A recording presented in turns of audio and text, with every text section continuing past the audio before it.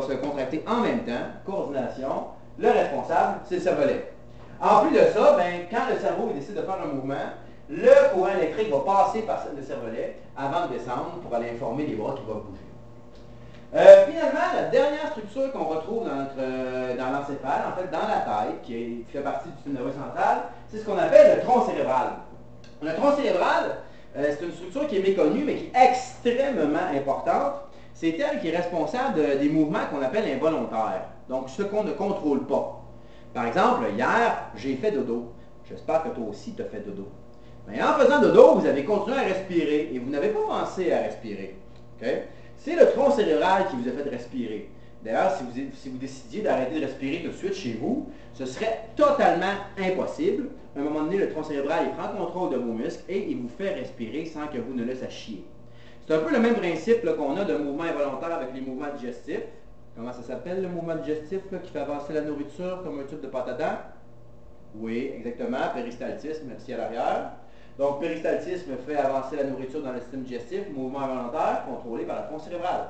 Et finalement, les battements cardiaques sont aussi des mouvements involontaires contrôlés par le tronc cérébral. La dernière structure du système nerveux central, et non la moindre, elle est située dans notre colonne vertébrale. C'est pour ça que c'est extrêmement important de se protéger le dos. Donc, elle passe au travers de la colonne. C'est la structure que l'on appelle ici la moelle épinière, n'est-ce pas? Quand on décide de bouger, par exemple les jambes ou les bras, notre cerveau décide que l'on bouge. Le courant électrique part et descend le long de la moelle épinière qui va transmettre par la suite le message aux membres. Oui, le message aux membres qui vont bouger, exactement.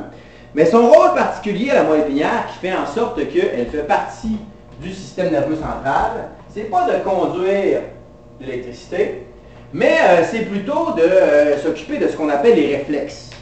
Alors, par exemple, si quelqu'un sortait là, du coin à l'arrière et me faisait peur, probablement que je réagirais de la manière suivante.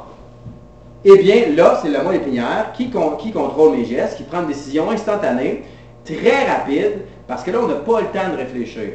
Par exemple, si jamais, là, ce soir, je ne sais pas, le rond est allumé, puis il y a quelqu'un qui a oublié de le fermer, puis tu t'accotes dessus, comme ceci, eh bien, rapidement, tu vas enlever ta main. Très, très, très rapidement. Et c'est la moelle épinière qui va avoir pris cette décision-là. Le corps ne prendra pas le temps d'aller analyser l'information au cerveau pour par la suite dire à ta main de s'enlever. D'accord? Donc, moelle épinière, son rôle principal au niveau du système nerveux central, c'est les réflexes.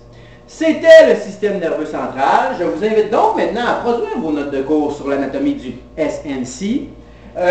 Donc, gérez ça comme vous voulez, organisez ça comme vous voulez, réécoutez la vidéo tant que vous voulez, tant et aussi longtemps que vous vous rappeliez des structures importantes, cerveau, cervelet, tronc cérébral et moelle épinière.